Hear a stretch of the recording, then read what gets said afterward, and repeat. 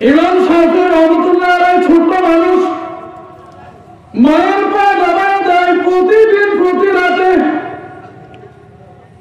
শুধু মায়ের পা দাবায় ইমাম শাফি খান্ত নন, আস্তে আস্তে সুন্দর করে মায়ের পাকে যখন দাবায় দেয়, মা যখন ঘুম আসে যায়, মায়ের চোখে যখন ঘুম আসিয়া যায়,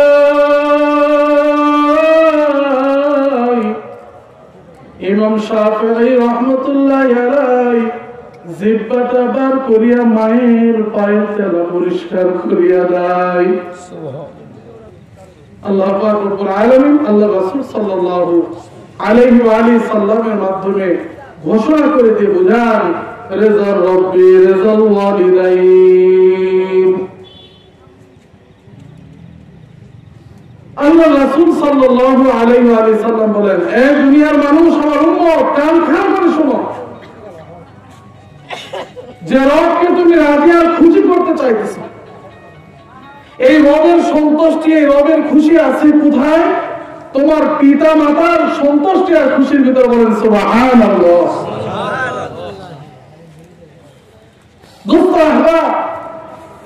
ঘরের ভিতরে বাড়িতে পিতা মাতাকে বেজার করে, এই দুই জান্নাতকে বেজার করে আপনি আমি যত ইবাদতই করি না কেন, সেই ইবাদতে রব্বুল আলামিন খুশি নন।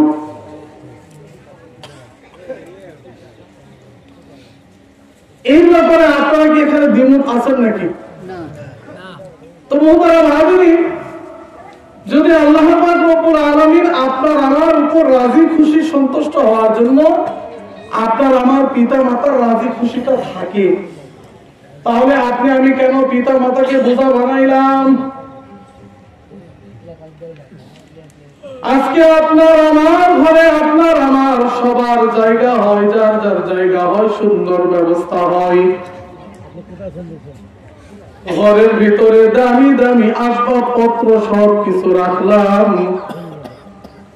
নিজের ঘরটাকে সুন্দর করে সাজাইলাম, গেস্ট রুম দিয়ে সাজাইলাম, এয়ার কন্ডিশন দিয়ে সাজাইলাম, অথচ পিতা মাতার ঘরটাকে আজকে গোয়াল ঘরের মতন বানিয়ে দিলাম। মনে হয় ভুল বলতেছি।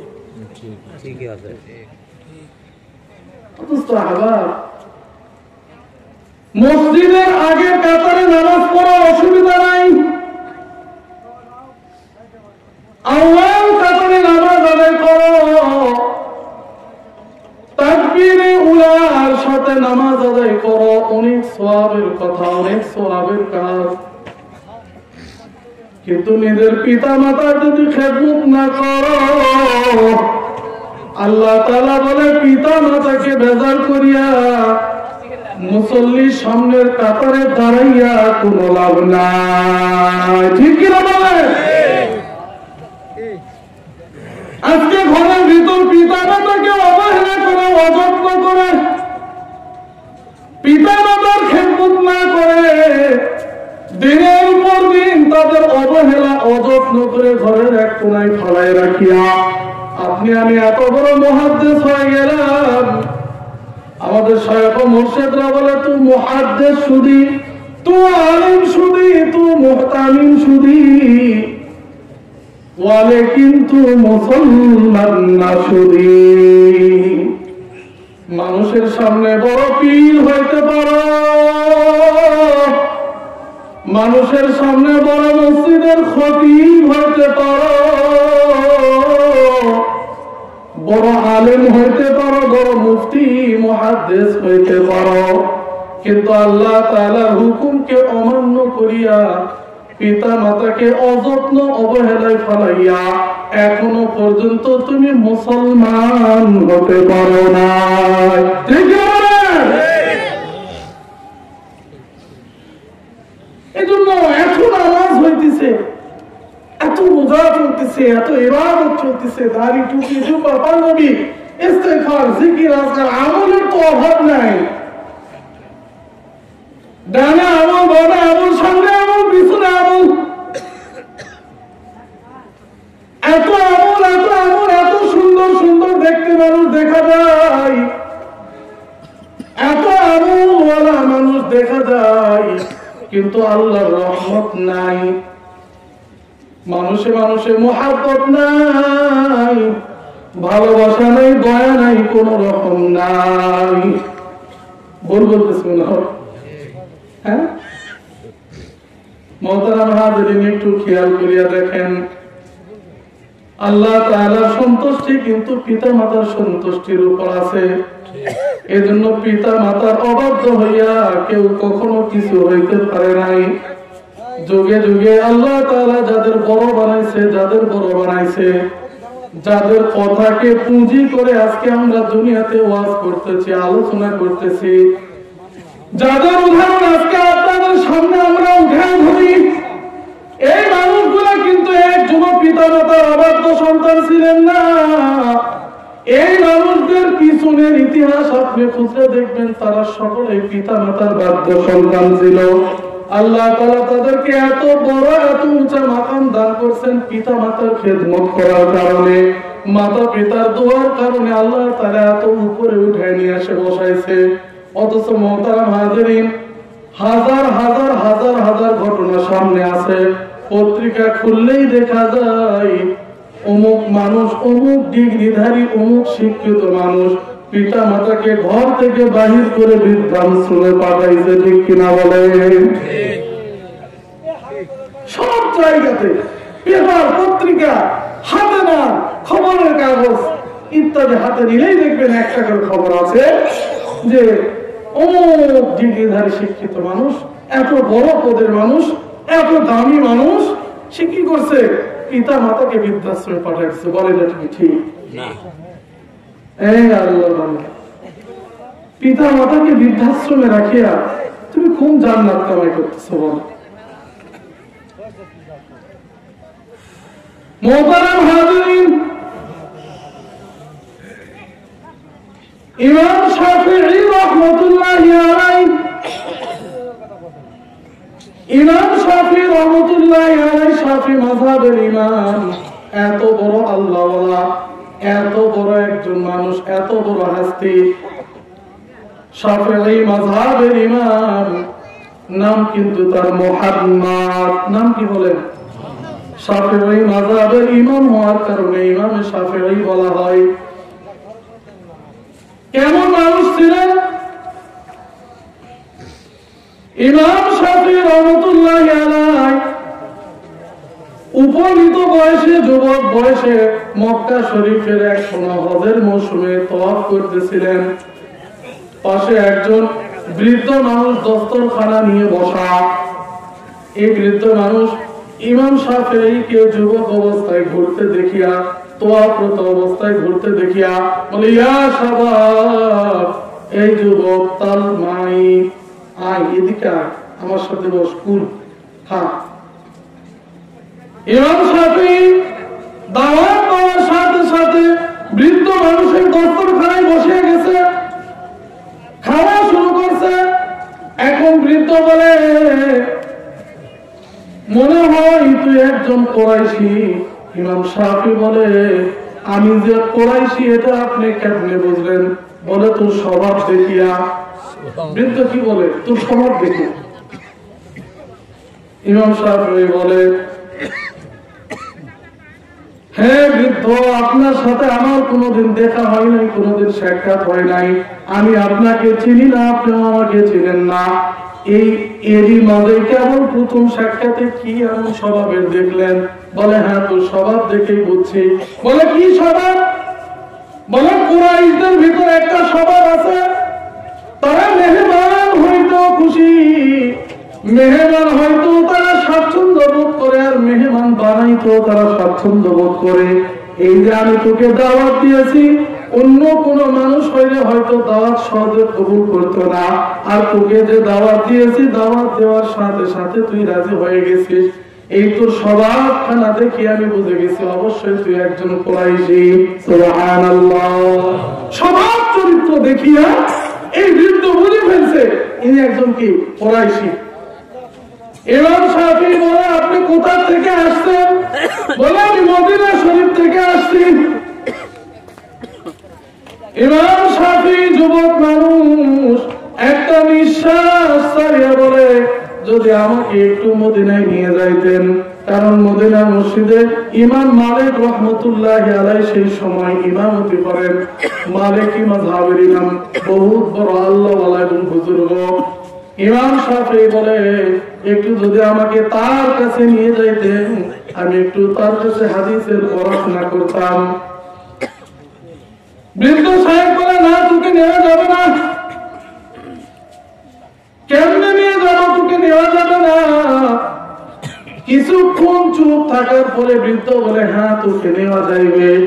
আমাদের কাফেলায় ৭০ জন হাজী আসছে মদিনা শরীফ থেকে এবার হজ করার জন্য। একজন হাজী ইন্তেকাল করছে, তার উটের পিঠে চড়ায় তোকে নিয়ে যাব। সুবহানাল্লাহ। তার উটের পিঠে উঠায় তোকে মদিনা শরীফ নেব। মদিনা শরীফ নিয়েছে। নামাজের ওয়াক্ত, নামাজ হয়েছে। নামাজের পরে এখনো পর্যন্ত মদিনা শরীফ যারা হজ করছেন দেখছেন, নামাজের পরে পরে বড় বড় শায়েখরা সেখানে দরসের জন্য, হাদিসের দরসের জন্য বসে। সারা পৃথিবী থেকে আগত মানুষরা, আলেম ওলামা, মুফতি মুহাদ্দিস পর্যন্ত ওই শায়েখদের দরসে একটু সময় বসার চেষ্টা করে। তো ইমাম শাফিঈ ছাত্র হয়ে বসে পড়ছে। ইমাম শাফিঈ খুব ছোট কালেই পিতা ইন্তেকাল করেছে। ঘরে শুধু মা ছিল, আর কেউ ছিল না। অত্যন্ত দরিদ্র ঘর। লেখাপড়া করবে এমন কোন ব্যবস্থা ছিল না, এমন কোন বিশেষ সুবিধাও ছিল না। কাগজ কলম পাইতো না। চামড়ার উপরে টোকায় টোকায় লিখতো, শাল বাকরের উপর টোকায় টোকায় লিখতো। আল্লাহ তাআলা তাকে কত বড় মকাম দান করছেন। মুহতারাম হাজিরিন, ইমাম শাফিঈ ছাত্র হয়ে বসে পড়ছে। ইমাম মালিক রহমতুল্লাহি আলাইহি সুন্দর করে হাদিসের দরস দিতেছেন, শত শত হাদিস পড়াইতেছেন। আর ছাত্রগুলা ইমাম মালিক রহমতুল্লাহি আলাইহির কাছ থেকে হাদিস পড়তেছে, শিখতেছে আর লিখতেছে, সুন্দর করে লিখতেছে। কিন্তু ইমাম শাফিঈর কাছে কাগজ নাই, কলম নাই, কিচ্ছু নাই। ইমাম শাফিঈ কি করবে? লেখা ভাগ করতেছে। বাম হাতকে কাগজ বানায়, ডান হাতে আঙ্গুল দ্বারা একটা করে হাদিস নিজের হাতের উপর লেখে আর মনকে সান্ত্বনা দেয়। কাগজ নাই, কলম নাই, তাতে কি হয়েছে? যতগুলান হাদিস ইমাম মালিক রহমতুল্লাহি আলাইহি বলেন, প্রত্যেকটা হাদিস গুলা হাতের আঙ্গুলকে কলম বানাইয়া অপর হাতের কে কাগজ বানায় লিখতেছে। সুবহানাল্লাহ। ইমাম মালিক রহমতুল্লাহি আলাইহি দরস দিতেছেন আর খেয়াল করতেছেন। শত শত হাদিস পড়ার পরে জিজ্ঞাসা করছে, এমন কোন ছাত্র কে আছে? একদম দাঁড়ায় যাও। আমি যে হাদিস পড়াইছি হাদিস গুলা কে মুখস্থ শোনাইবে? এত ছাত্র লিখছে, কাগজ কলম দিয়ে কালি দিয়ে লিখছে, কেউ উঠতে সাহস করে নাই। আর নিজের হাতকে, এক হাতকে কাগজ বানায় আর এক হাতকে কলম বানায় লিখছে। ইমাম শাফিঈ দাঁড়ায় গেছে, মুখস্থ সব হাদিস শোনায় দিয়েছে। সুবহানাল্লাহ। আল্লাহ তাআলা এত উঁচা মাথা দিয়ে দান করছেন ওনাকে কেন? মুহতারাম হাজিরিন, বোঝার চেষ্টা করবেন, যেই কথা বলার জন্য এতগুলো কথা বললাম, ইমাম শাফিঈ এই যুবকটাকে আল্লাহ তাআলা এত বেশি মেধা শক্তি দান করছেন, এত প্রখরতা দান করছে ব্রেনের, যে এত সুন্দর এলেমওয়ালা কেমনে বানাইলেন, এত দামি কেমনে বানাইলেন। মুহতারাম হাজিরিন, ইমাম শাফিঈ রাহমাতুল্লাহি আলাইহির জিন্দেগিতে পাওয়া যায়, ইমাম শাফিঈ ছোট কাল থেকে তিনার মায়ের খেদমত করতেন। সুবহানাল্লাহ। মায়ের খেদমত করতেন ইমাম শাফিঈ রাহমাতুল্লাহি আলাইহি। তার মায়ের খেদমত তাকে আজকে কি এই জায়গাতে উঠায় নিয়েছে। কেমন খেদমত করতেন? মুহতারাম হাজিরিন, ইমাম শাফিঈ ছোট মানুষ, তার মা অসুস্থ ছিলেন। মা যখন রাত্রে বেলা ঘুমাইতে যাইতেন, ইমাম শাফিঈ রাহমাতুল্লাহি আলাইহি মায়ের পাকে দুই হাতের দ্বারা দাবায় দিতেন। সুবহানাল্লাহ। মায়ের পাকে দুই হাতের দ্বারা কি করতে দাবাই দিতে। আজকে আমরা এখানে যারা উপস্থিত বলেন তো কলিতে হাত দিয়ে বলেন তো আমরা আমাদের মাকে কি এই পরিমাণ ভালোবাসতে পারি? এই জন্য আজকে আমাদের এই অবস্থা, আজকে আমাদের এই দুর্গতি কেন? আমাদের লক্ষ্য ঠিক আছে কিন্তু রাস্তা ঠিক না। ইমাম শাফিঈ রাহমাতুল্লাহ আলাইহি ছোট মানুষ, মায়ের পা দাবায় দেয় প্রতিদিন প্রতি রাতে, শুধু মায়ের পা দাবায় ইমাম শাফিঈ ক্ষান্ত নন, আস্তে আস্তে সুন্দর করে মায়ের পাকে যখন দাবায় দেয়, মা যখন ঘুম আসে যায়, মায়ের চোখে যখন ঘুম আসিয়া যায়,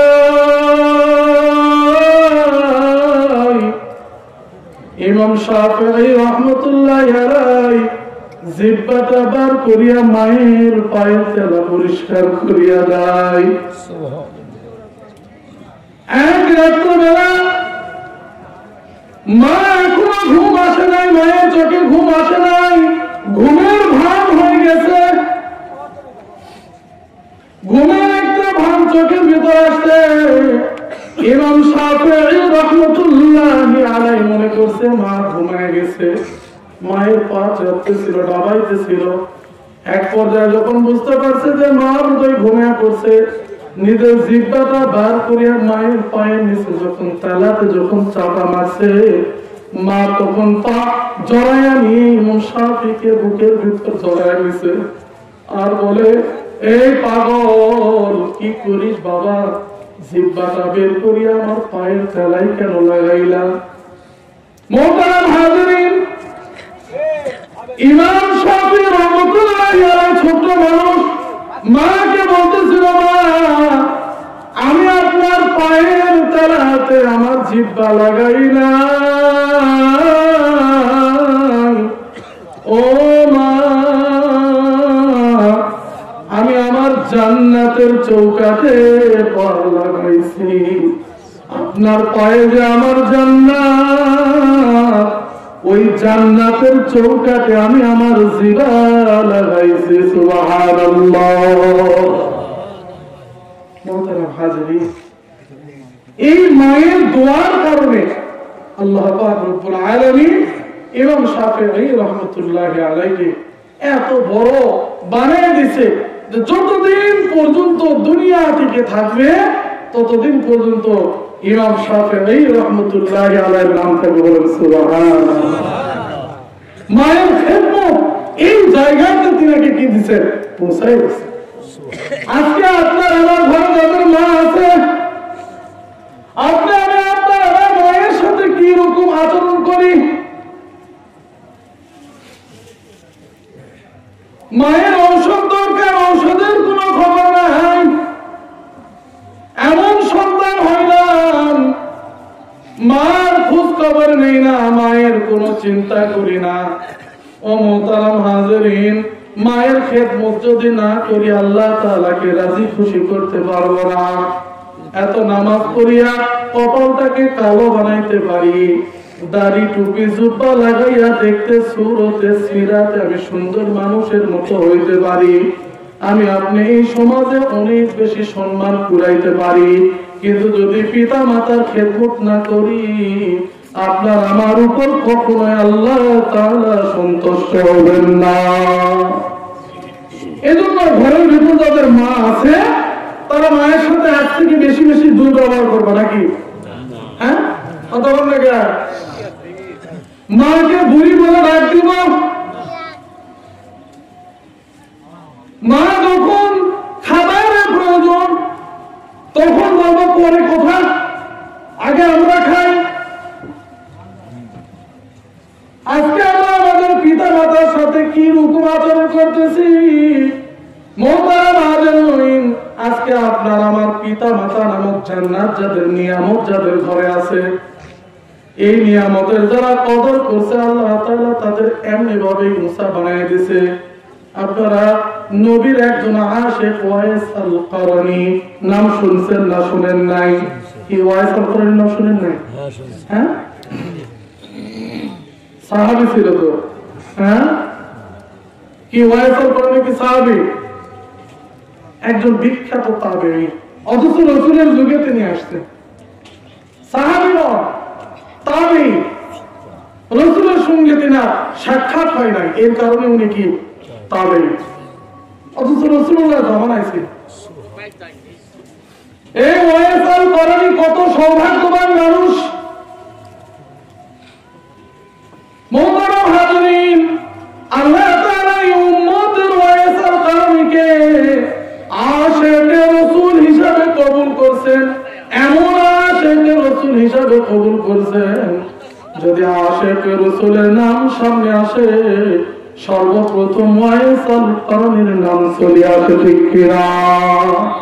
সর্বপ্রথম যে আশিকে রাসূলের নাম চলে আসে কি? ওয়াইসাল করণী। নবী আলাইহিস সালাতু ওয়াস সালামের জলিলুল কদর সাহাবীর ভিতরে একজন হযরত আবু বকর সিদ্দিক রাদিয়াল্লাহু তাআলা, ওমর ইবনে খাত্তাব রাদিয়াল্লাহু তাআলা, হযরত উসমান, হযরত আলী কাররামাল্লাহু ওয়াজহাহু, এই সকল জলিলুল কদর সাহাবী রাসূলের জিন্দেগিতে ছিলেন। হুজুরের ওয়াফাতের সময় হুজুরের জুব্বা মুবারক কে পাইবেন, সকলের দিলের ভিতর আশা। রাসূলুল্লাহ বলেন, নবুয়তের সূর্য যদি আমি রাসূল হই, চন্দ্র হইলেন আবু বকর। সুবহানাল্লাহ। রাসূলুল্লাহর পরে প্রথম খলিফা কে বলেন? হযরত আবু বকর সিদ্দিক রাদিয়াল্লাহু তাআলা। স্বাভাবিকভাবে আবু বকরের দিলের ভিতর তামান্না, মাঝে মাঝে রাসূলুল্লাহ ইমামতের দায়িত্ব আবু বকরকে দিতেন কিনা বলেন? আবু বকরের দিলের ভিতর তামান্না রাসূলুল্লাহ ওয়াফাতের পরে জুব্বা মুবারক পাওয়ার দাবি আমি রাখি। আশা আছে না নাই? আছে। মুহতারাম হাজিরিন, ওমর ইবনুল খাত্তাব রাদিয়াল্লাহু তাআলা আনহুর দিলের ভিতরে তামান্না রাসূলুল্লাহ ওয়াফাতের পরে জুব্বা মুবারক পাওয়ার একটা দাবি আমিও রাখি। কারণ বাইতুল্লাহতে প্রকাশ্যভাবে নামাজ পড়ার জন্য মুসলমানের কোনো অনুমতি ছিল না। গোপনে গোপনে চুপে চুপে জিয়ারত করতেন এবং নামাজ পড়তেন মুসলমানরা, অনুমতি ছিল না জামাতের সাথে ঘোষণা দিয়ে নামাজ আদায় করবে। কিন্তু ওমর ইবনুল খাত্তাব রাদিয়াল্লাহু তাআলা আনহু ইসলাম কবুল করার পরে ঘোষণা দিয়ে জামাতের সাথে বাইতুল্লাহর নামাজের ব্যবস্থা করছেন। সুবহানাল্লাহ। আশা আছে না নাই? আছে। ওমর ইবনুল খাত্তাবের দিলের ভিতরে আশা, রাসূলুল্লাহ এই জুব্বা মুবারক আমার কাছে আসবে। হযরত উসমান রাদিয়াল্লাহু তাআলা আনহু জিন্নুরাইন বলা হয়, দুইটা নূরের অধিকারী। আল্লাহ রাসূল মসজিদে নববীর মিম্বারের ভিতর বসিয়া স্বর্ণের মুদ্রাগুলা এক হাত থেকে আর এক হাতের ভিতর দিয়ে দিতেন, বাচ্চাদের মতো খেলাইতেন আর বলতেন, আয় আল্লাহ আপনি সাক্ষী, আমার এই সাহাবীদেরকে সাক্ষী রাখে। আমি বললাম আমার উসমান নির্দোষ। সুবহানাল্লাহ। তোমরা সাক্ষী থাকো, আমার উসমান কি নিরপরাধ, নির্দোষ, আমার উসমানের কোনো গুনাহ নেই। রাসূলুল্লাহ বলতেন, আমার ঘরে যদি আরো কন্যা অবশিষ্ট থাকতো, যদি আমার আরো কন্যা সন্তান থাকতো, তা আমি একটা করে আমার কন্যা ওসমানের ঘরে যদি ইন্তেকাল করতো, আমি একের পর এক ওসমানের ঘরে আমার কন্যাদেরকে দিয়ে দিতাম। হযরত ওসমানের দিলের ভিতরে আশা আছে না নাই? দাবি আছে, রাসূলুল্লাহর পরে জুব্বা মুবারক আমি পাইব। আমি রাদিয়াল্লাহু তাআলা দিলের ভিতরে আশা, কারণ আল্লাহর রাসূল সাল্লাল্লাহু আলাইহি ওয়া সাল্লাম নিজেকে ইলমের শহর বলছেন, এই শহরের দরজা আলীকে বলছেন। আর আল্লাহর রাসূল সাল্লাল্লাহু আলাইহি ওয়া সাল্লামের নয়নের মনি মা ফাতেমাকে হযরত আলীর সঙ্গে আব্দ বলছেন। কিন্তু জুব্বা কে পাইছে বলেন দেখি? মুহতারাম হাজিরিন, রাসূলুল্লাহ জুব্বা মুবারক জলিলুল কদর সাহাবী প্রত্যেকের দিলের ভিতর তামান্না ছিল যে আমার কাছে জুব্বাটা আসুক। সোয়া লক্ষ রাসূলুল্লাহ সাহাবী প্রত্যেকের আশা জুব্বাটা আমার কাছে আসুক। কিন্তু আল্লাহর রাসূল সাল্লাল্লাহু আলাইহি ওয়া সাল্লাম তিনার জুব্বা মোবারক আমানতের সাথে ওয়াইস আল কারমির হাতে পৌঁছাবার দায়িত্ব দিলেন। ঠিক কিনা বলেন? আবু বকরকে বলেন, আবু বকর আমার এই জুব্বাটা কাকে? না আবু বকর আপনি হয়তো পাইবেন না তাকে। ওমর তুমি হয়তো তাকে পাইতে পারো, তুমি জুব্বাটা আমানতের সাথে আমার এই আশিকের হাতে কি দিবে? উঠাই দিবে হাদিয়া হিসাবে। সুবহানাল্লাহ। শুধু তাই নয়, আল্লাহ রাসূল সাল্লাল্লাহু আলাইহি ওয়া সাল্লাম বলেন, ওমর যদি আমার এই আশিকের সাথে তোমার যদি দেখা হয়, তুমি সালাম জানাইলে নিজের জন্য তার কাছে দোয়া চেয়ে নিবে এবং উম্মতের জন্য দোয়া চেয়ে নিবে। মুহতারাম হাজিরিন ওয়াইজ করনি, রাসূলের এমন আশিক ছিলেন যে রাসূলুল্লাহ বলে তাকে পাইলে তার কাছে সালাম জানাইবে, নিজের জন্য দোয়া নিবে, উম্মতের জন্য দোয়া চাইবে। হযরত ওমর প্রায় হাজার বছর বলতেন, ইয়ামেন থেকে আসা কোন হাজির জামাত আছেন কিনা দাঁড়ায় যান। উপস্থিত ব্যক্তিদের ভিতর ইয়ামিনের হাজিরা যখন দাঁড়ায় যাইতেন, এক মজমা ইয়ামিনের হাজিরা যখন দাঁড়ায় গেছে, ওমর রাদিয়াল্লাহু তাআলা আনহু বলেন, ইয়ামিন থেকে যে হাজিগুলো আসছেন তাদের ভিতর থেকে কারণ প্রদেশ থেকে কোন হাজি আসছেন কিনা উনি দাঁড়ায় যান। ইয়ামেনের সমস্ত হাজিরা বসে গেছে, কারণ প্রদেশের একজন হাজি দাঁড়ায় আছে। হযরত ওমর তাকে কাছে নিয়ে তাকে সালাম জানায়, বলে আপনি কি ওয়াইস আল কারানি? বলে না না আমি ওয়াইস আল কারানি না। তো হযরত ওমরের কথা শুনে এই কারণ প্রদেশের হাজি বলে, আপনি কোন ওয়াইসকে খুঁজতেছেন? আপনি কি ওই পাগল ওয়াইসটাকে খুঁজতেছেন কিনা? পাগল তো কারণের হাতে কি বলে পাগল, একদম হ্যাঙ্গা পাতলা কৃষ্ণ বর্ণের, গায়ে ভালো গোস্ত নাই, চেহারা সুরত তেমন ভালো না, খাবার পাইলে খায় না পাইলে না খায়, কোথায় থাকে কোথায় যায় কোথায় রাত কাটায়, ঘর নেই দুয়ার নেই বাড়ি নেই তেমন কিছু নাই, সমাজে তার এমন কোন ইজ্জত নাই। ওই পাগল ওয়াইসের কথা আপনি জিজ্ঞাসা করেন কিনা?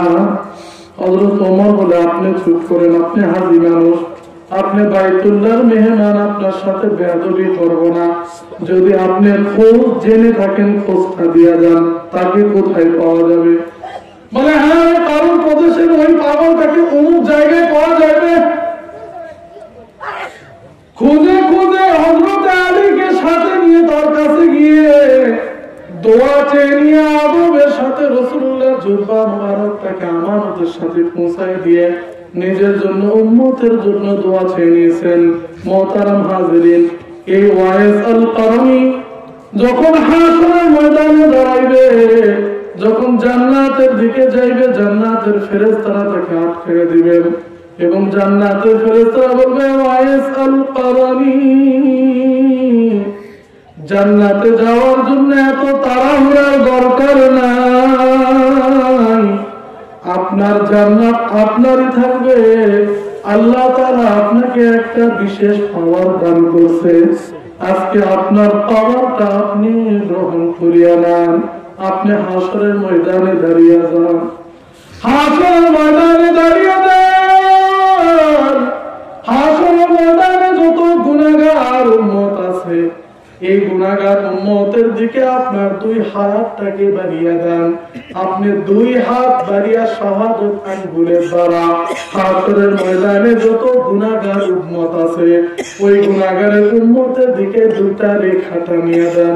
আপনি তিনবার করে এরকম রেখা টানিয়ে দেন। আপনার রেখা যত দূর পর্যন্ত যাইবে, আপনার হাতের রেখা যত দূর পর্যন্ত যাইবে, এই উম্মতের গুনাহগারদেরকে আল্লাহ তাআলা আপনার সুপারিশের কারণে জান্নাত দান করবে। সুবহানাল্লাহ। শুনছেন কে ওয়াইস আল কারণী? যার হাতের ইশারায় আল্লাহ তাআলা হাশরের ময়দানে গুনাহগারদের সুপারিশের মাধ্যমে কোথায় নিয়ে বলেন? জান্নাতে। সুবহানাল্লাহ। এই ওয়াইস আল কারণীর এত দাম কেন? এই ওয়াইস আল কারণীর এত দাম কেন? কিসের কারণে? হ্যাঁ, ওয়াইস আল কারণী নবীকে দেখে নাই, কোনদিন নবীর সঙ্গে তার সাক্ষাৎ হয় নাই, অথচ ওয়াইস আল কারণীর এত দাম যে রাসূলুল্লাহ তাকে তার জুব্বা মুবারক হাদিয়া দিলেন। সুবহানাল্লাহ। যে ওয়াইস আল কারণীর হাতের ইশারায় গুনাহগাররা জান্নাতে চলে যাবে, আল্লাহ তাআলা এত দামি কেন তাকে বানাইলেন? মুহতারাম হাজিরিন, ইতিহাস খুঁজলে পাওয়া যায় ওয়াইস আল কারণীর কেউ ছিল না, কেবল একজন জনম দুঃখিনী মা ছাড়া। ওয়াইস আল কারণী কে ছিল বলে? এক জনম দুঃখিনী মা। এই মা এত অসুস্থ ছিলেন, হাঁটতে পারতেন না, চলতে পারতেন না, মার হাঁটা চলার কোনো শক্তি ছিল না। এই মাকে ওয়াইস আল কারণী এমন ভাবে সেবা করতেন, এমন ভাবে যত্ন করতেন যে মায়ের ওয়াইস ছাড়া আর কেউ দুনিয়াতে ছিল না। মাকে পিঠের পিছনে কাপড়ের সাথে বাঁধায় নিয়ে যেখানে যাইতেন বনে বাজারে মেষ দুম্বা চড়াইতেন আর মাকে সাথে সাথে নিয়ে ঘুরতেন। এই মাকে নিয়ে এমন সেবা করতেন, মাকে খাওয়াইতেন, মাকে পড়াইতেন, মাকে গোসল করাই দিতেন, সেবা করতেন, মায়ের যত্ন করতেন, খাবার প্রস্তুত করে মায়ের মুখে উঠাই দিতেন। আল্লাহু আকবার, আল্লাহু আকবার। মুহতারাম হাজিরিন, কয়েকটা জায়গাতে আল্লাহ তাআলা এত বিশেষ নিয়ামত দান করছেন, তার ভিতরে একটা হলো বাইতুল্লাহ। কোন মুসলমান বাইতুল্লাহর দিকে যদি তাকায় থাকে, আল্লাহ তাআলা তার উপর রহম করেন এবং বাইতুল্লাহর দিকে মায়ার নজরে তাকাবার কারণে যে ব্যক্তি বাইতুল্লাহর নজর দিকে তাকায় থাকে তার গুনাহের সগীরা গুনাহ মাফ করিয়া দেন। সুবহানাল্লাহ। বাইতুল্লাহ এক। দুই নাম্বার, যদি কোন আল্লাহওয়ালা বুজুর্গ আলেম পাওয়া যায়, এই আল্লাহওয়ালা মানুষদের দিকে তাকায় থাকলে, তাদের উপরে রহমের দিকে তাকায় থাকলে, যারা তাকায় থাকে তাদের গুনাহের সগীরা গুনাহ মাফ হয়ে যায়। আর একটা জায়গা আছে, ওই জায়গা হলো আল্লাহ তাআলা তার রাসূলের মাধ্যমে জানায় দেন, যদি কোন সন্তান তার পিতা মাতার নজরের দিকে, তার পিতা মাতার চেহারার দিকে মায়ার একটা নজর দিয়া যদি মায়ের দিকে বাবার দিকে তাকায় দেখে, আল্লাহ তাআলা বলেন এমন সন্তানদের গুনাহের সগীরা আমি আল্লাহ মাফ করিয়া দেই। সুবহানাল্লাহ। আল্লাহ, যাদের ঘরে আজকে মা আছে, বাবা আছে, আরে সুযোগ পাইলে মা বাবার দিকে একটু রহমের নজরে তাকান না কেন? বউয়ের দিকে তাকাইলে সওয়াবের কথা নাই, অন্য কারো কোন মেয়ের দিকে তাকাইলে সওয়াবের কথা নাই, মা এবং বাবার দিকে মায়ার নজরে তাকাইলে গুনাহগুলো ঝরে যায়, গুনাহের সগীরা ঝরিয়া যায়। আজকে আপনার আমার ঘরের ভিতর নিজের বিবির জায়গা হয়, সন্তানের জায়গা হয়, আপনার আমার ঘরের ভিতর সবার জায়গা হয়, কেবল জায়গা হয় না তো হয় জনম দুঃখিনী মা বাবা। ঠিক কিনা বলেন? আমার ঘরে আমার খাবারের ভিতর, আমার রিজিকের ভিতর আমার বিবি, আমার সন্তান, আমার ভাই, আমার আত্মীয় স্বজন, আমার মেহমান, আমার বন্ধু বান্ধব সবাই খাওয়ার অধিকার রাখে। কেবল অধিকার রাখে না তো রাখে না জনম দুঃখিনী মা বাবা। আপনার আমার কাছ থেকে দয়া পাওয়ার, অনুগ্রহ পাওয়ার মানুষের কোনো অভাব নাই, কিন্তু দয়া আর রহম কেবল যদি কেউ না পেয়ে থাকে, তাহলে আপনার আমার ঘরের ভেতরে জনম দুঃখিনী পিতা মাতা, এই দুই জান্নাতকে দেওয়ার মতো আমাদের সুযোগ। কত আফসোসের কথা। মোহতারাম হাজিরিন, ওয়াইসাল কারণের কথা শুনতেছিলাম, ভুলে গেছেন? এটা কিন্তু আমাদের একটা কি স্বভাব, যে একদিকে গেলে আর একটা শেষ। কোন ওয়াজ কোন ডালে যে কে রাখছিল এটা আমরা নিজেরা বুঝ পাই না, একদিকে গেলে একটা শেষ। আজকে ওয়াজ শোনার প্রতিযোগিতা আছে, ওয়াজ পড়ারও প্রতিযোগিতা আছে। কোথা থেকে আসছে? মেহমান নিজের গানে চলবে না, 1 লক্ষ টাকা দিয়ে মেহমান আসছে, এই মেহমানের বয়ান শোনা লাগবে 1 ঘন্টা 2 ঘন্টা। কি বয়ান শুনলাম? বলে বয়ান শেষ, বক্তাও চলে গেছে, টাকাও চলে গেছে। যদি বলা হয় কি শুনলেন, কই জানি না। ওই দিনে ফজরের নামাজ কয়জন করছে? 4 জন। ওয়াজ শুনছে কতজন? 4000 জন। আবার ফজর নামাজ কয়জন পড়বে? 3 জন। আরেকজন খুঁজি গেল। হ্যাঁ, খারাপ লাগতেছে না? এতক্ষণ তো লাইন ছিল, আমার বেলাইনত কাজায়। মোহতারাম হাজিরিন, কিছু করার নাই। ওই যে প্রথমে একটা কথা বলেছিলাম, আমাদের লক্ষ্য ঠিক আছে কিন্তু পদ্ধতি রাস্তা ঠিক নাই। নিজের বাড়ির কাছে ইমাম রাখছেন, 30 বছর তার পিছনে ইক্তেদা করে নামাজ পড়েন, আখিরাতের দায়িত্ব তার হাতে উঠাই দিয়েছেন। আর লাখ টাকার বক্তা ছাড়া আপনার ওয়াজ ভালো লাগে না, নামাজ পড়লেন কার পিছে? পাওয়া যাবে? পাওয়া যাবে। মোহতারাম হাজিরিন, কথা আমরা শেষ পর্যায়ে চলে আসি, বোঝার চেষ্টা করেন। এই যে উম্মতের ওয়াইসাল করণীকে আল্লাহ তাআলা এত দামি বানাইলেন, লিল্লাহি তাকবীর। কোরআন মুক্তার আগমন, লিল্লাহি তাকবীর, আল্লাহু আকবার, মাশাআল্লাহ। শ্রোতা যে কথা হয়েছে সবাই আছে, আল্লাহ তাআলা বরকত দিন। মোহতারাম হাজিরিন, কথা সংক্ষেপ শেষ করে দেন। এই যে ওয়াইসাল করণী এত দামি হলেন কেন? বলে ওয়াইসাল করণী তার মায়ের সেবা করত, আর হৃদয়ের ভিতরে একটা জ্বালা যে রাসূলুল্লাহ মদিনায় আছে, যদি রাসূলের সাথে একটু দেখা করতে পারতাম। দিলের ভিতর জ্বালা, কিন্তু অসুস্থ মাকে রাখিয়া কোথায় যাইবে? মা বলে, বাবা ওয়াইস, যদি তুমি আমাকে ছাড়িয়া যাও, এই দুনিয়াতে আমার আর কেহ নাই। বাবা ওয়াইস, তুমি ছাড়া আমাকে দেখার মতো আর কেহ নাই। ওয়াইসের কারণে এই অসুস্থ মাকে ছাড়িয়া যাইতেও পারে না, কিন্তু দিলের ভিতর জ্বালা, দিলের ভিতর জ্বালা, দিলের ভিতর জ্বালা, যে যদি একটু সুযোগ পাইতো, নবীর সঙ্গে দেখা করত। ওয়াইস মায়ের সেবা করিয়া ক্লান্ত হয়ে যখন ঘুমিয়া যায়, এই অসুস্থ মা হাত উঠায় আল্লাহর দরবারে বলে, ওগো মালিক, মাবুদ তুমি তো জানো দুনিয়ার কেহ না দেখলেও তো তুমি দেখো, আমার এই সন্তান ওয়াইসের কলবে আপনার নবীর এত মায়া, কিন্তু আমি জনম দুঃখী অসুস্থ মাকে রাখিয়া সে নবীর কাছে যাইতে পারে না।